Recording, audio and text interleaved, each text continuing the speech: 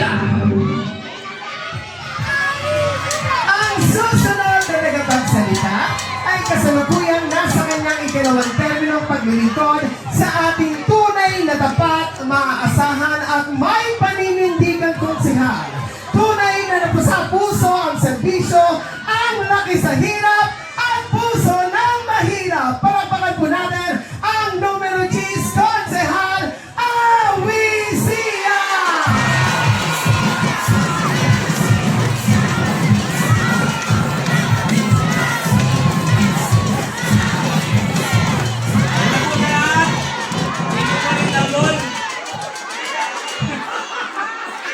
Una po sa lahat, maraming salamat sa Diyos.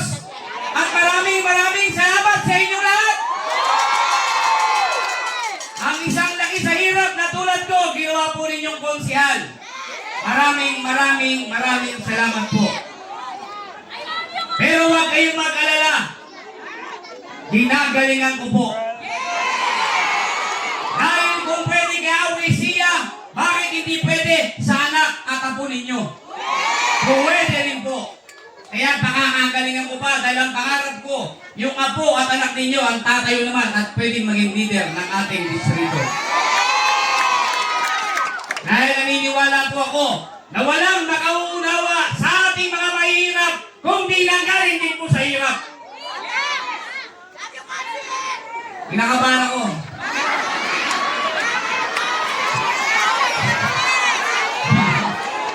Pagkaharap mo yung kapwa mong mahirap, nakaka-nervyos, bawal ka magsinungaling. Amoy nila agad kung nagsisinungaling ka o hindi. Real talk na lang tayo. Pwede? Taas ang kamay ang nakaranas na pumunta sa opisina ng mga konsihal at ang sinabi, balikan mo na lang. Patay kayo, andam. At pagbalik mo, sinabi sa'yo, wala pang pondo, balikan mo na lang. Pagbalik mo, wala si konsihal, balikan mo na lang. Nung sinuwerte ka, binigyan ka, 100. Pamadyak pa lang. Ulat ka na. Tama ba? Pero nung bigyan ng pagkakataon si Awisia, naka-shirt, naka-chinelas, pagpunta mo sa opisina ko, bukas, ihahatid sa bahay ninyo. May eleksyon man o walang eleksyon.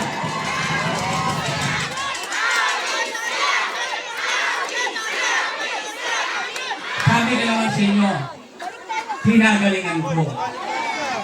Sayang kasi. Binigay nyo ng pagkakataon tayo mga anak sa hirap na manukulan. Sayang kung di rin tuloy-tuloy ito. Tama ba? Tuloy-tuloy na natin. Di mo ba? O ito naman, sa pag-real talk. Taas ang kamay ang nagbabayad ng tax. Ayan. Pagbayaran na. Ayaw ninyo. Di ba? Andiyan pala si Nanay Harris. O, bayaran, ayaw ninyo. Okay. Maraming salamat sa mga tumaas ang kamay. Sapagkat alam nila nagbabayad sila ng tax. Dahil nagbabayad sila ng tax, alam mo ngayon kung anong karapatan niya dahil alam niyang siya'y nagbabayad ng tax. Yun! Tandaan ninyo, kaya ko tinanong sa inyo yan dahil gusto kong malaman ninyo na kahit anong binili mo sa Pure Gold, anong binili mo sa tindahan na soft drinks o sigarilyo man lang yan, lahat yan ay may tax. Dahil kayo'y nagbabayad lahat ng tax, lahat kayo ay may karapatan na tumanggap sa anumang programa ng gobyerno. Tama? Taas ang kamay ng bayad ng tax. Lahat tayo. Kailangan niyong malaman. Kailangan niyong malaman dahil maraming politiko ang namimigay ng pera ang kinekredit sa kanila galing. Hindi po. Galing po yun sa tax ninyo. Pera niyo yun. Kailangan niyong malaman. Dahil hinihinga na kayo ng utang na loob sa mga binibigay sa inyo. Eh, ni kapiraso, dapat wala kayong utang na loob sa aming mga politiko dahil pera ninyo ang ginagamit namin. Tama? sweldo namin nang gagaling sa tax ninyo. Sa inyo lang galing yan. Utusan nyo lang kami. Yun ang katotohanan ng buhay. Kung ayaw nyo maging utusan, wag kayong tumakbo. Mga sila ulo kayo. Utusan na lang kayo. Ginamit nyo ng pera ng taong bayan. Gusto nyo may utang na pa sa inyo? Kailangan ninyo malaman. Kasi marami tayo na naririnig. Pag pumunta sa opisina ng mga politiko, sinusungitan pa kayo ng mga staff. Sampalin nyo ng katotohanan. Hoy! Paswelduhan lang namin kayo. Lahat ng ginagamit ninyo, pera ng taong bayan, tama ba? Dapat malaman ninyo. Para alam nyo yung karapatan na meron kayo. Naririnig ka nila, nasarap ko! Paswelduhan lang tayo. Susunod pa lang mga staff nyo.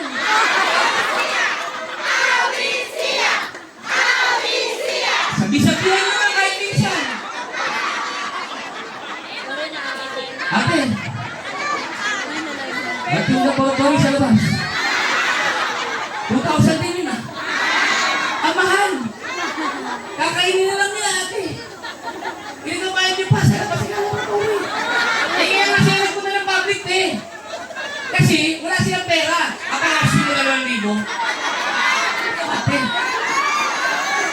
Eh ngayon nga, pagpunta kayo dun eh. May pinamay ka nga meron te. Baka hindi mo alam te. Hindi pa. Ate, buti nagkaharapan tayo. Ang kaya ka sa mga anak.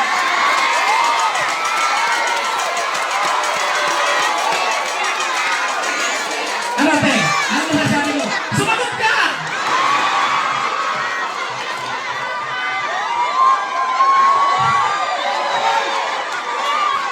Ano mo kung sabi ba dito ka pa? Saktan ka tuloy. Iyo ba? Pagpunta mo ng public hospital. Kaya nga public. Dahil yung taong bayan, walang pera. Ngayon yung mahirap, tanongin mo, may sakit. Patingin ka. Hindi ako, wala akong pera. Hindi sa public, kahit na, sa labas ng laboratory, tsaka walang gamot. Kawawa naman. Yung tax ninyo, ang tax ninyo pupunta sa gobyerno, ang gobyerno gagawin dyan programa para maisauli sa inyo. Ano ang kauna-una ang programa? Health. Kalusugan. Kalusugan ang unang dapat pinaglalaanan ng pondo, hindi JO. Kalusugan ang unang pinaglalaanan ng pondo, hindi akap.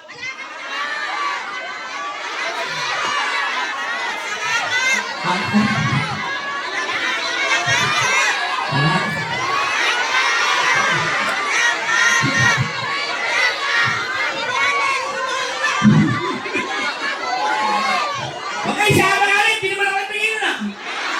Siya kayo magalit. Kada isang barangay, sandala yung akap, ay libo-libo ang butante. Patay ka, Brad. Maraming di nagkaroon, Brad. Maalo ka pa rito, wala namang may puso, kaya agad meron kayo. Diba? Kasi ang programa po na para sa tao, ang makakagawa lang yan, yung leader na may puso para tulungan kayo. Panahon ni Isko Moreno, wala kayong binabayaran. Diba, te? Andun ka nun. Huwag ka makisinay. Alam mo yan. Eh, kasama ko. Pinakalat nyo, disqualified na ako. Walang maniniwala sa inyo, Brad.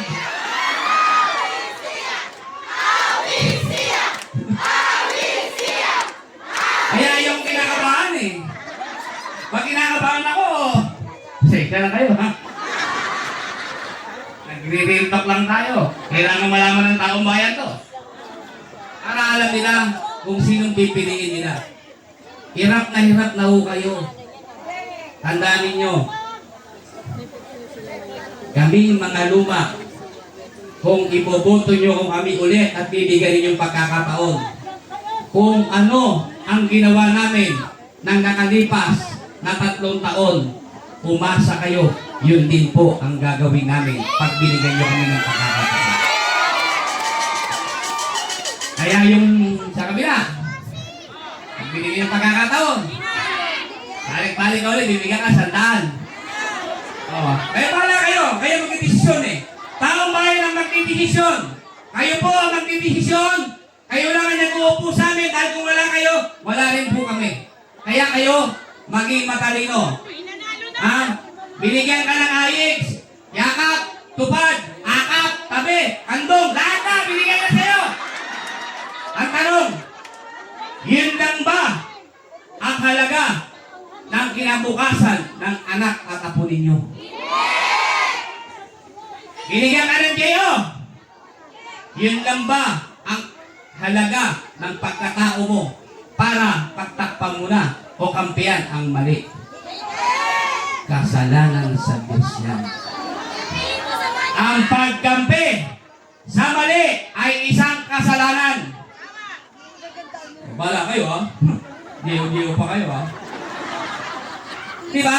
Kami mga leader ay binoboto ng taong bayan. Pinipili kami ng taong bayan at ng Diyos. Kaya kami mga leader, mapabarangay man yan, ang obligasyon namin ay sa taong bayan at sa Diyos. Hindi kahit kaninong politiko na gumagano'n na. Ang totoong leader, ang una niyang iniisip, yung kapakanan ng pinakamahirap niyang kapitbahay, hindi yung kapakanan ng isang leader. Ang totoong leader, iniisip niya kung anong pakinabang ng pinakamahirap niyang nasasakupan, hindi yung pakinabang ni leader. Yun po ang katotohanan. Kaya mag-isip kayo, lalo sa mga kabataan, yung bagong po dati, mga kabataan, pag binoto nyo yung luma, walang saysay ang boto nyo. Gumawa kayo ng history. Sa kauna-unahang pagboto ninyo, bumoto kayo bago.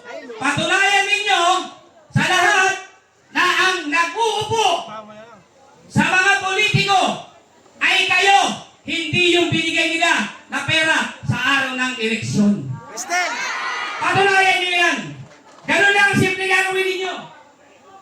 Ang simple nyo gagawin, bumoto kayo, ha? Nang bago, dahil ang lupa, kung pinaasa kayo, pagbalik yan, papasay kayong muli.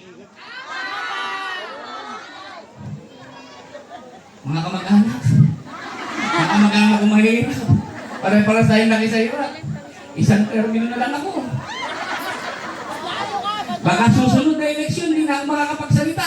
Wala nang siraulong mabisiwala na kawalang yan nila. Kaya ngayon pa lang magising na tayo. Ngayon pa lang mabisyo na tayo. Partida, bibigyan natin ng magandang partida. Wala kayong bobotong incumbent. Kahit ako, huwag yun ay boto. Puro bago ay boto natin. Para mabago natin ang distrito. Para mabago natin ang Maynila. Dahil uulitin ko, kung ano ang ginawa nung nakaraan 3 taon, pag-upo namin, ganon din ang gagawin namin sa inyo. Mag-isip kayo ngayon. Mag-isip kayo.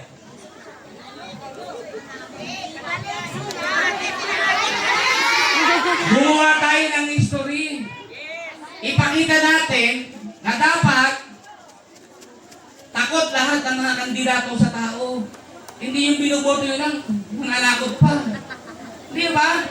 Bigyan ko kayo sample, kaya bakit bago gusto ko. Halimbawa si nanay. Si nanay, may problema siya, 1,000 pambiling gamot.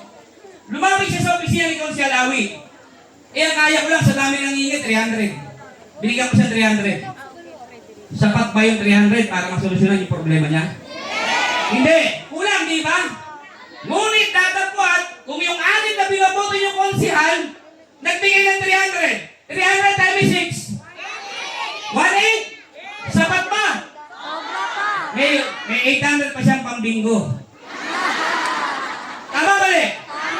Nangyayari ngayon, pag eleksyon lang sila mabait. Di ba? Pag eleksyon lang sila, kilala kayo. Kasi perfect nila yun. Dahil dekada na. Dekada na. Hindi nyo lang napansin. Hindi sila magpapakita ng ilang taon. Pag mag-eleksyon, bait-baitan sila. Kaya ang punta nila ngayon, langit-langitan. Ino ba? Tama ba ako? Matuto na po tayo. Bibigyan ko kayo ng isang assignment pag uwi sa bahay ninyo. Ito assignment. May cellphone kayo. May Facebook kayo. May cellphone, may Facebook kayo. Pumunta kayo sa marketplace. Okay, may marketplace to, marketplace. Tignan lang ninyo kung magkano ang presyo ng isang container van. Container van. Nakikita niyo kung magkano presyo. Assignment niyo yan. Kasi gusto ko, yung binigay na utak sa atin ng Diyos, na binigyan tayo ng kanya-kanyang isipan at utak, gamitin ninyo. At kayo magdidesisyon. Kung magkano yung presyo ng container van, makikita nyo ron. Gamitin nyo ang isipan ninyo. Tingnan nyo ngayon yung mga pinagagawang barangay hall. Ikumpara ninyo yung presyo at yung presyo ng pinagagawa ng barangay hall na ang gamit-gamit ay pera ninyo. Maraming salamat sa inyo lahat at magandang gabi. Manila! Thank you! Time! Maraming salamat po. Muli po, huwag na wag po natin kalilimutan ni Shade ang number 10 sa halay ng mga konsehal. Mayor Councilor Awisia! At sa mga pagkakataon po ito, muli po, sabay-sabay muna po natin panoorin ito. Sa Maynila,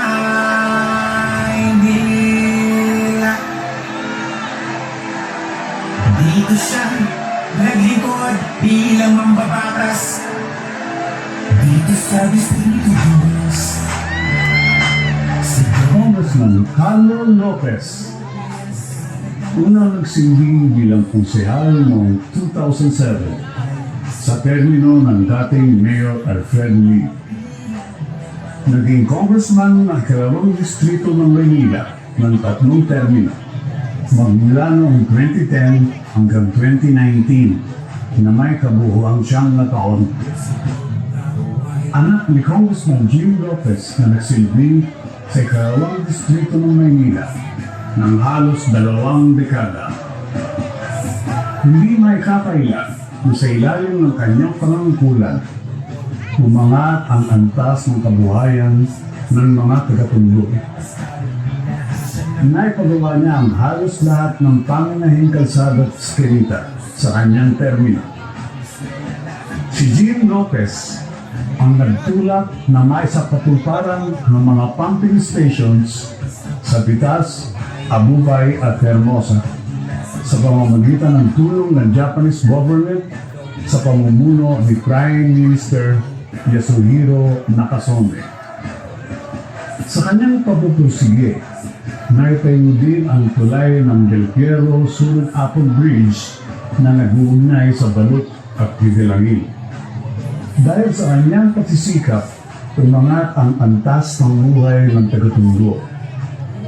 Sa pagkakaayos ng mga kalsada at eskinita, kasama na ang mga pumping stations, ay humupa ang baha na dulot ng high tide at malalakas na ulan. At dahil dito, tumaas ang halaga ng lupa ng halos 10 doble sa kabuuan ng Distrito 2. Sa kanyang pagkakaalal, pinagpatuloy niya ang mga nasimulang adhikain at pangarap ng kanyang ama. Itinuloy niya ang mga infrastructure na nasimulan nito at mas pinilagana pa sa pagpapatayo ng mga bagong barangay halls, daycare centers, covered courts, at ang kauna-unahang Congressional Library sa distrito. Tinuloy niya ang Honorio M.C. Lopez Technical Institute na nakapagpapapos ng mahigit 20,000 estudyante at ngayon ay namumuhay ng marangal dahil sa kanilang mga tinapos na kurso na nagagamit nila sa trabaho dito at sa ibang bansa. Dahil sa kanyang inisyatibo, ay naitaguyod niya ang mga ayuda galing sa iba't ibang departamento ng gobyerno tulad ng TUPAD, DOLE, financial assistance, medical assistance, at educational assistance ng DSWD. Dagdag pa ang scholarships na galing CHED na nakapagpatapos ng di mabilang na estudyante. Ginagawa pa rin niya ang mga ito kahit wala siya sa pwesto. Yan ang Serbisyong Lopez, matapat at mapagmahal. Lopez pa rin.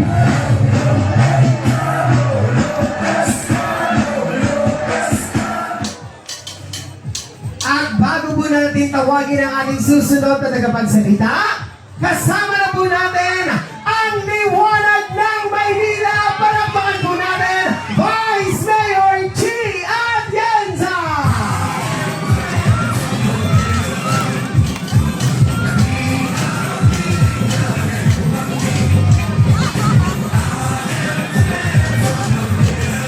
Muli mo mga taga-Distrito 2, palakpakan po natin, Vice Mayor G. Atienza!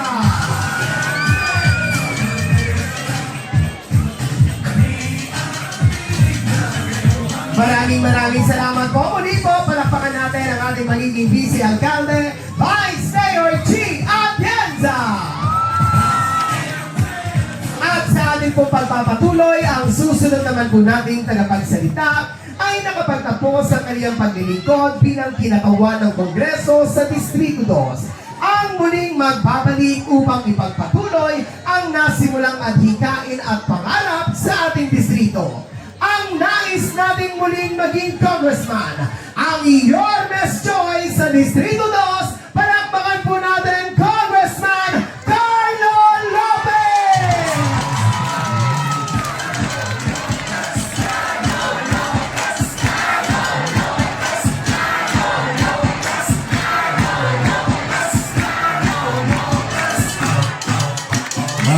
Maraming salamat po. Mga batang gagaling. Magingay tayo, magingay!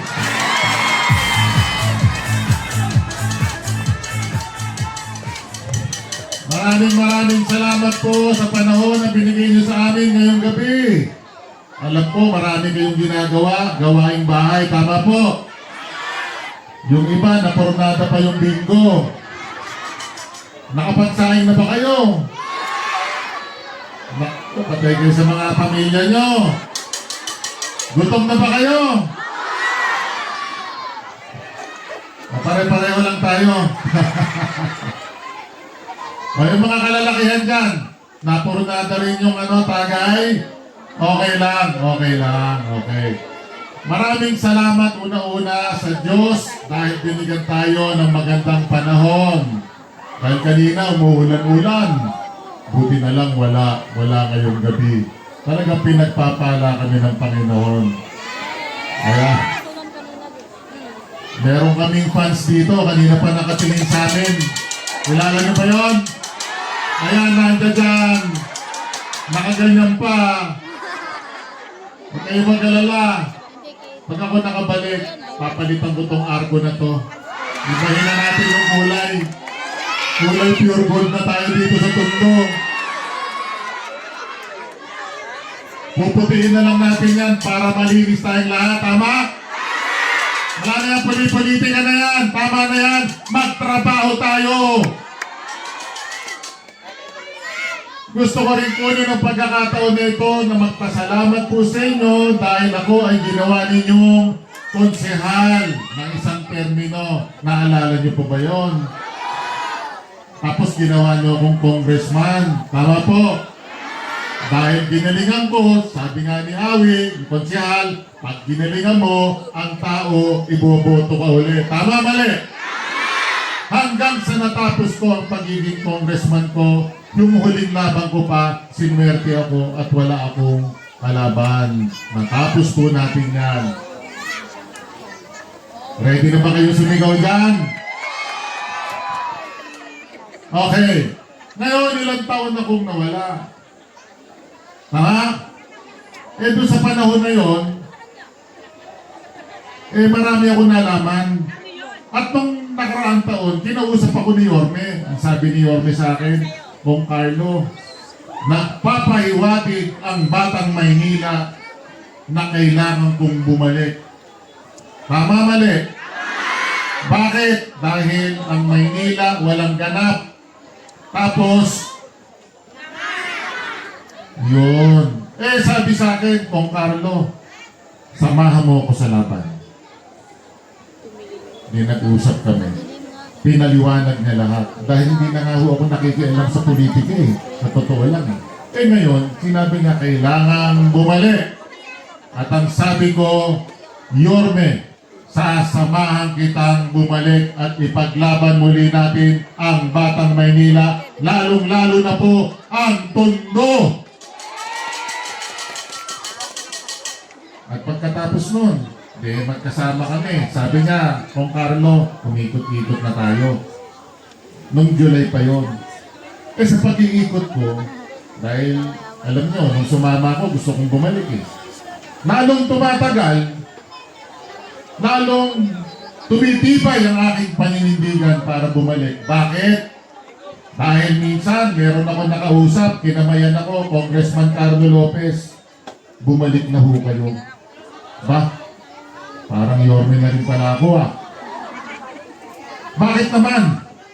Congressman, nagbigay kami ng sulat. Sulat, yung mga papeles. Medical, pampinansyal. Dahil nung panahon nyo, 9 na taon kahit walang eleksyon, pag nagbigay kami ng dokumento para makahingi ng pinansyal, linggo-linggo may payout. Tama, mali?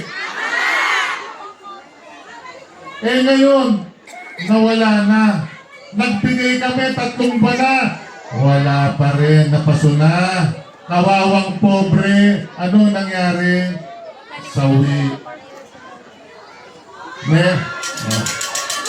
Ang kayo magkalala dyan. Meron naman, lumapit din sa akin, Congressman, bumalik ka na. Bakit? Nagbigay din kami ng dokumento. Wala raw silang pera. Ang gustong ibigay sa amin, alam nyo? Tupad. Aba, blood chemistry nung anak niya, kailangan na niya kagad. Kailan niyo pa makukuha yun?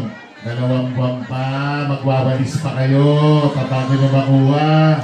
Kawawang pobre, ano? Sawi. Okay. Ano pa ang mga nangyari? Marami pa. Marami akong nakamayan. At sabi sa akin, Congressman, bumalik ka na. Huwag kayo mag-alala. Pag ako po nakabalik, pag binigyan po ninyo ako ng pagkakataon, lahat po ng ginawa ko nung araw, ibabalik ko po sa inyo sa Distrito 2. Naaalala nyo ba? Diyan po sa Patricia Court, dati may health center. Dati ho may health center, ngayon wala na, di ho ba? Pag ako nakabalik, ibabalik ko ang health center dyan sa Patricia Court para malapit lang sa inyo. Hindi nyo na kailangan pang lumayo. Dahil maraming nakakaawa. Alam nyo ba na pag may lumalapit sa amin, 80% po ng humihingi ng tulong ay may patungkol po sa kalusugan. Sino ba dito ang hindi nagkakasakit? Lahat tayo nagkakasakit. Kaya kailangan natin bigyan at tugunan po ang pangangailangan ng tao sa kalusugan. Opo. Salamat po. Okay. Eto naman, mayroon din akong pinamayan. Ang sabi sa akin, Congressman Carlo Lopez, ipagtanggol mo kami. Pagtanggol? Saan? Ipagtanggol mo kami sa mga Crocs. Alam niyo ba yung Crocs? Ano yung Crocs? Ito, alam niyo ba yun? Sigaw nga. Dito, alam niyo? Okay, masyadong malakas. Baka marinig nila. Nandiyan nakaharap sa amin. Ha? Huwag po kayong mag-alala. Kami yun ni Yorme. Babalik po kami para ipagtanggol namin kayo sa mga taong ganyan na ginagawang hanap buhay at delihensya ang politika. Tama? Mali? Kitang-kita naman. Di ba? Nakita nyo ba sa mga vlog? Yung mga suot nila, puro magagara. Rubber shoes pa lang, 1 milyon na. Tama ba yun? Nakita nyo ba yun? Marapat-dapat ba yun? Deserving ba yun? Yun ang tanong ko sa inyo. Yayamanin. Wow! Hanep. Okay. Ang sabi din ng kanilang kampo.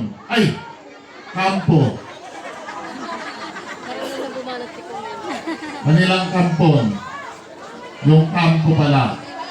Ang sabi, wala na raw dapat tumakbo dahil ang dami na raw niyang nagawa. Wow! Hanep! Daming nagawa. Nagpagawa ng gusali dyan sa District 1. Nagpagawa ng UDM dyan sa District 1. Pag ang isang congressman dapat naghahanap ng pondo para sa kanyang distrito. Kung District 1 ka, District 1 ka. Kung District 2 ka, District 2 ka. Anong ginawa nung kanilang kampon? Nagpagawa ng building dun sa District 1. Dapat ang ginawa niya, dito niya nilagay sa distrito natin ang pondo para makatulong sa atin. Huwag kayo mag-alala. Pag ako po'y tinulungan nyo at makabalik, isa po sa pinakamagandang paaralan, gagawin ko ang Librada Abilino para sa inyo mga anak. Isa sa pinakamagandang paaralan, nasimulan ko na yan, ngunit natapos lang ako. Gagawin ko po yan. At yung mga problema ninyo dito sa inyong lugar, dyan po may baha sa Road 1. Umaangat ang tubig, tama po. Aayusin ko yan. Yung pong barangay hall ninyo, aayusin ko yan. Dito po sa 182. 182. 3 ang pinagawa naming barangay hall. Pagagandahin ko po uli yan. Merong playground doon sa dulo sa may Adriano. Bubuhayin ko lahat ng playground at lalagyan ko ng daycare center.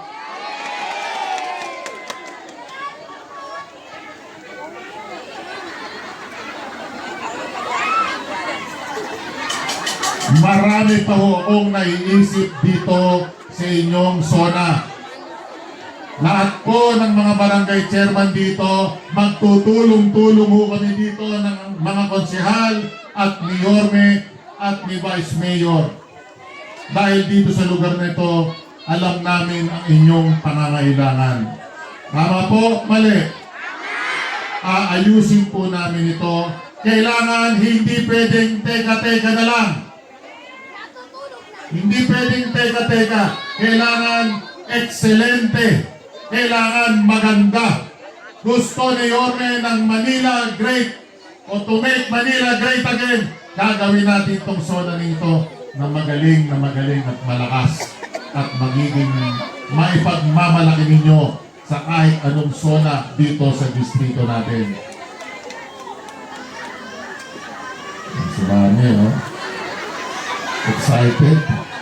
Excited na ba kayong marinig si Vice Mayor?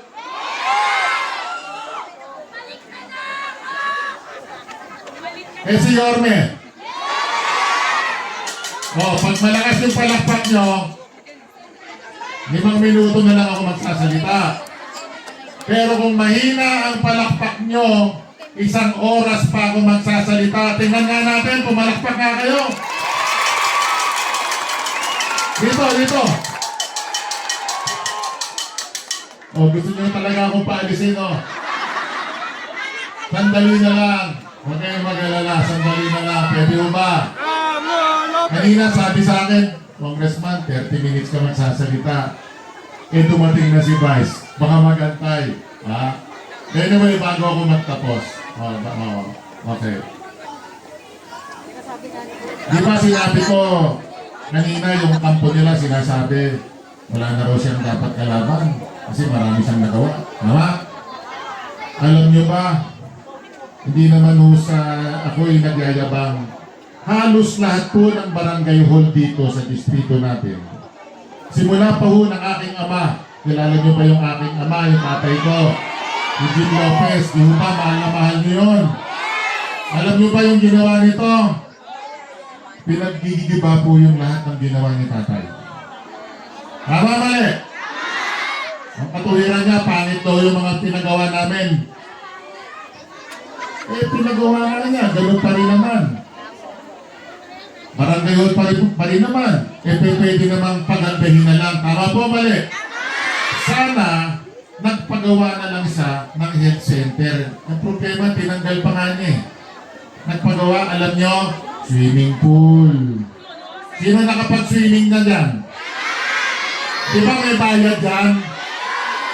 Tama, mali? Gagawin pang tabla daw yung basketball. O paano kayo makakapagsayaw mga lolo't-lola ko? Tabla na yun. Hindi kayo papayagan. Tama, mali? Tapos yung pinagawa ng mga barangay hall, kanina nabanggit na eh. Alam niyo ba kung magkano? 2 container van na magkapatong. Tingnan nyo sa Facebook Marketplace kung magkano ang isang container van. 120 hanggang 150 mil. Pagpatungin mo, magkano? 300,000. Lagyan mo pa ng palamuti, lagyan mo pa ng 1 milyon. Kulang-kulang 1.5 million. Tama, mali? Alam niyo ba kung magkano? Halos kulang-kulang 5 milyon po. Alam niyo ba kung gano'ng kagandang bahay na yung 5 milyon? Tama, mali? Ito lang bahay na to. Tingnan natin. Ito siguro, sir. Meron pong 20 million to. Wala naman. Wala itanong. Meron namang mga 15. Wala rin. Mga 12 million. Meron. Wala pa rin daw. Isipin mo. Ilang kwarto meron to? Ilang banyo? May sala pa. May dining room pa. Tapos magpapagawa ka ng barangay hall. 2 patong na container. 5 million. Meron pa nga 9 milyon. Wow! Bad trip. Kaninong pera yun? Pera niyo yun. Dapat makialam tayo. Kailangan ipinagawa na lang ng mga iskinita ninyong maliliit na nakakalubak-lubak na ngayon. Tama, mali? Kailangan ibigay na lang, ipambili ng gamot. Tama, mali? Ipagpagawa ng magandang paaralan ng Abilino Librada Elementary School. Tama, mali? Saan napunta? Daang milyon, pati pa asfalto.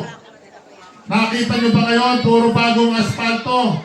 Daang milyon. Inuubos nila ang pera natin lahat para sa kanilang kapakinabangan. Ano nangyari? Sino ang dumadaan sa Juan Luna? Tiga Tondo lang ba? Hindi. Meron tiga Pasay, may tiga Quezon City, may tiga Makati. Lahat po yan dinadaanan. Dapat unahin na makinabang po ang Distrito 2. Tama? Mali? Ano po ba? Nabanggit ko na yung paaralan sa malayo at saka yung mga pinagagawa na pinagmamalaki niya. Tama? Okay. Ilang araw na lang bago mag-eleksyon? Kulang-kulang 14 na araw na lang. Excited na ba kayong bumoto? Sinong boboto ninyo? Yormes choice ba o ladies choice?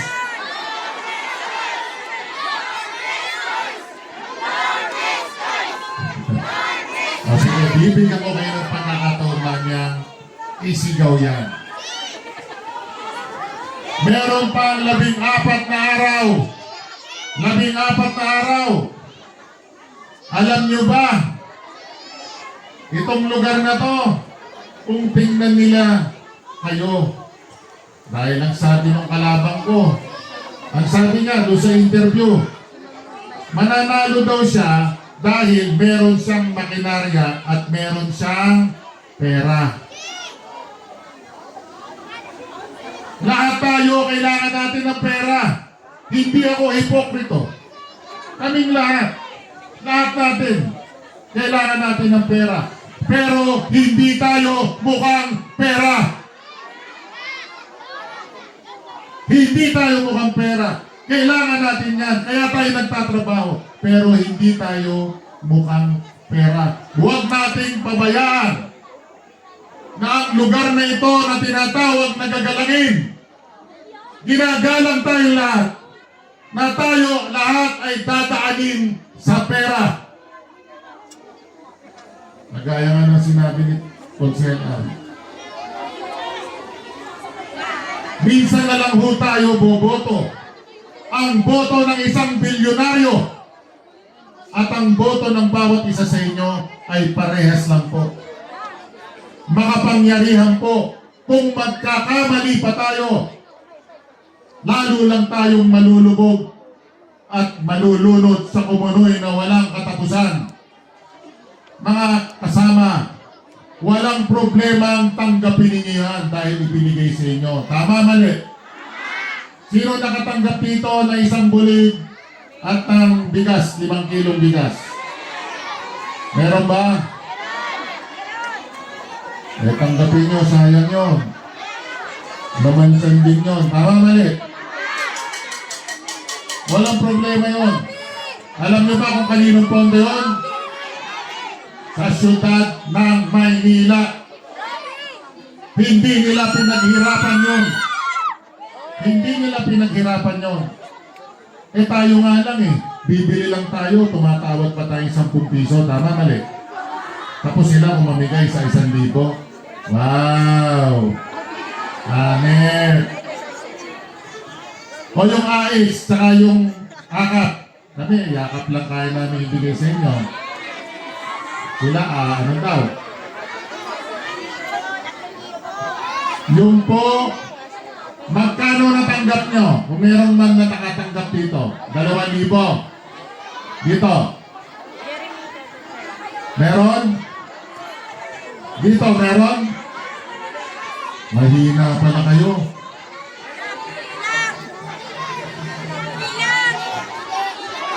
Meron na lumapit sa akin at sabi, Congressman, namigay daw ng ayuda. Pero ang binigyan si Sheila lang. Sino si Sheila? Kilala niyo ba yun? Sila lang. Tama, mali? May kilala niyo si ate. Si ate. Sila lang daw. Nagati-hati sila. Eh si Gigi, kilala niyo? O i-Gcash mo na lang yung kalahati ko. Tama, mali? Eh, nakakalungkot talaga nangyayari sa atin. Saka bakit ganon? Nagtataka ako. Bakit kung kailan eleksyon lang nila ginagawa yan? Bakit kung kailan malapit na ang eleksyon? Alam nyo na kung bakit? Bakit ngayon lang, Abril? Dahil sa Mayo, ano meron? O, nakitalino kayo. Nag-aral kayo lahat sa librada, tama? Eh, halos lahat dito, librada eh. Ha? Kaya, ito. Sisiguraduhin ko sa inyo na itong librada na to, gaganda to. Ha? Gaganda to. Para yung mga anak natin, maging proud sila na kahit tayo nung araw, papasok, minsan wala pa tayong baon. Hindi na nga tayo papasok dahil wala tayong baon, maglalakad na nga lang tayo, wala pa tayong ganang pumasok dahil walang baon. Tapos pagpasok ng mga anak natin, init na init, walang electric fan. Gagawin kong aircon lahat yan.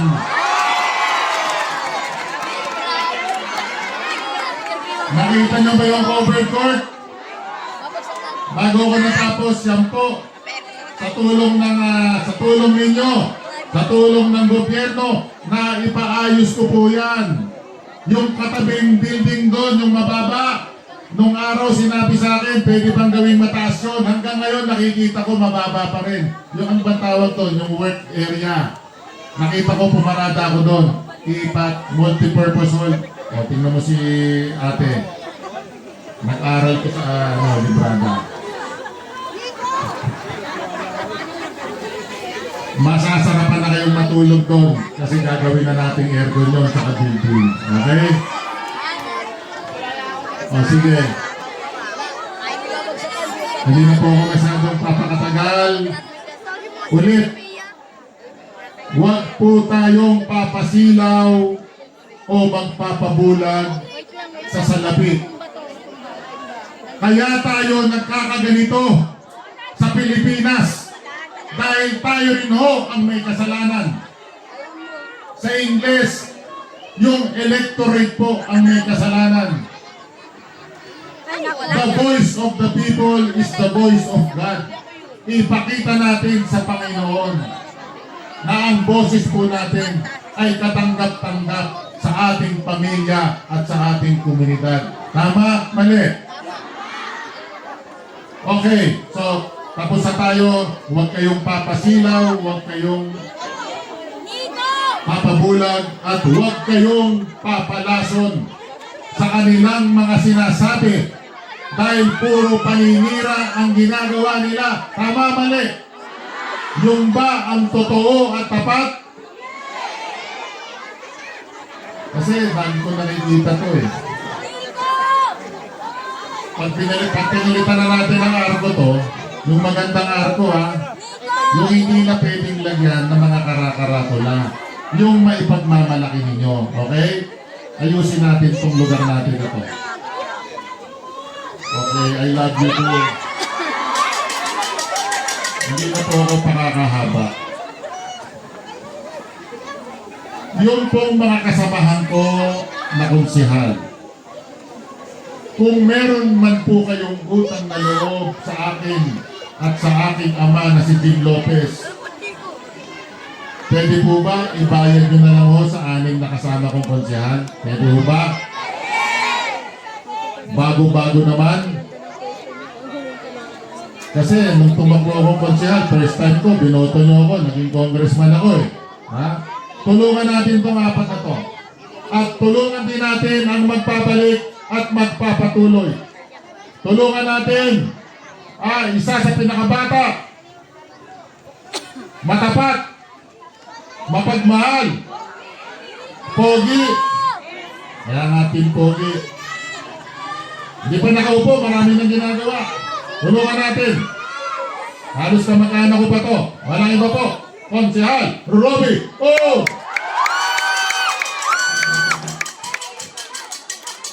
Sigod tayo. Roby O! Roby O! Roby O! Roby O! Dahil baka nandun na yata si Yorme ha. Ditulisan ko na lang. Yung isa pang pinakabata. Ano yun? Gubachelli. Yung gigolo ng tondo. Single pa to. Sino single dito?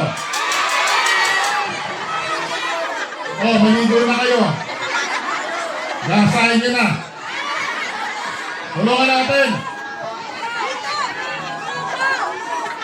Ang magiging ama ng scholar ng tondo, walang iba po, Konsehal Nico Evangelista.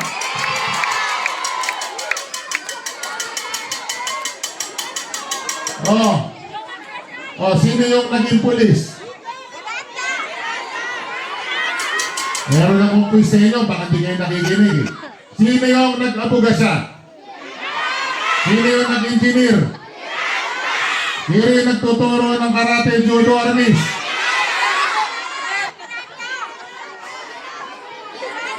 Pasado to, pasado.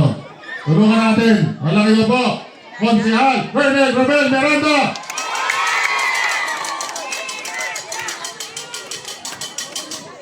Sino yung galing sa hanay ng mga baranggayan?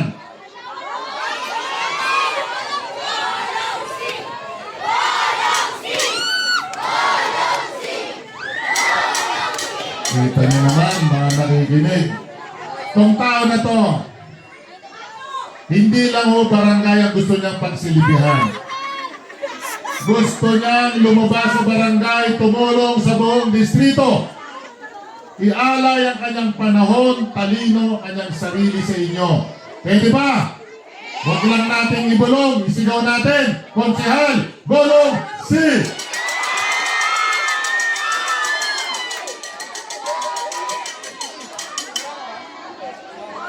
Oh, etong kasunod,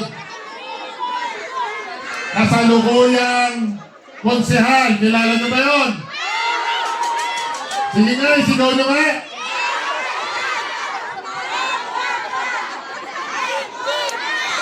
Natutuwa ako, dahil alam nyo, hindi pa ho ako konsehal, hindi pa barangay chairman. Itong magaling na to, itong konsehal na to. Eh, magkaibigan na ho kami. At pangarap ho niyang magsilbi sa inyo, natutuwa ako dahil sa mga panahon na pinagsamahan namin, ngayon po siya ay tagumpay at kayo pong lahat ay nakikinabang sa tao na ito.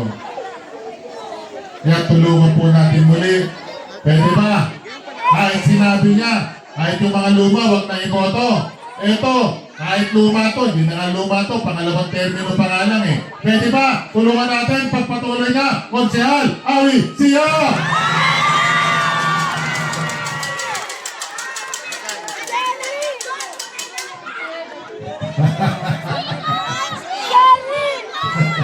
Okay.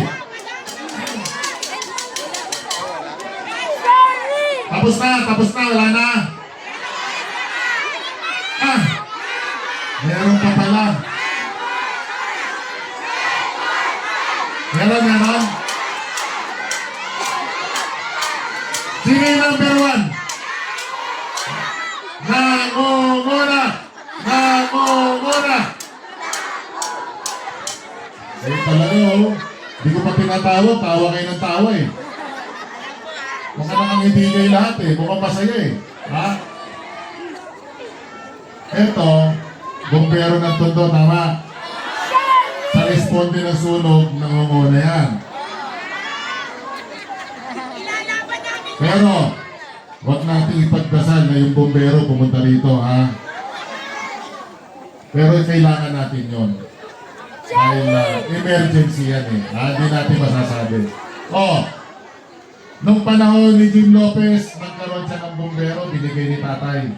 Pag ako, pinalad, magkakaroon uli ng bumbero si Konsehal Edward Tan. Palakpakan po natin, Konsehal Edward Tan!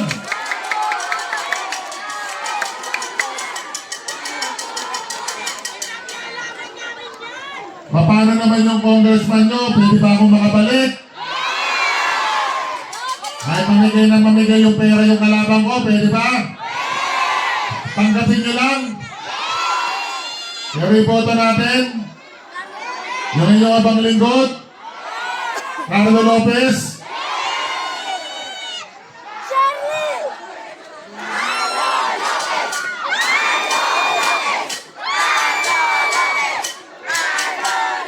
Mahal ko po kayo. Mahal ko po kayo. Okay. Eto naman. Siyempre, pag dumarating itong tao nito, kahit gabi, lumiliwanag.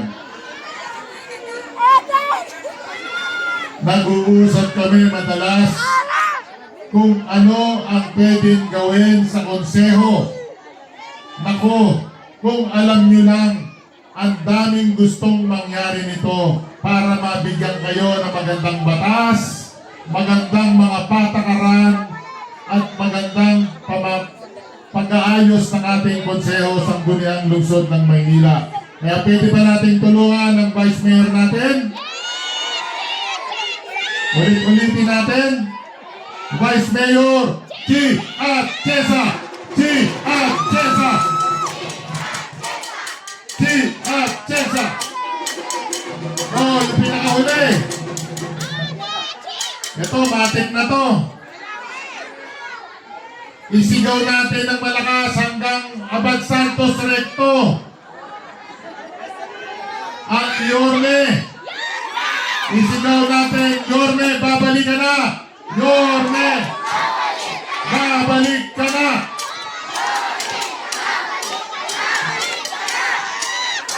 Tulungan natin, ibalik natin ang magbibigay ng gobyerno. Maramdaman ninyo ang gobyerno sa Maynila. Yorme Isko Moreno!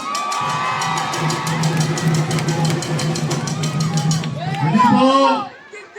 Maraming salamat po sa inyo. Mabuhay kayo lahat. Isigaw po natin, Manila, God first. Salamat po. Magandang kayo po. Maraming salamat po. Muli po, huwag naman po natin kalilimutan ni Shade ang #1 sa Hanay.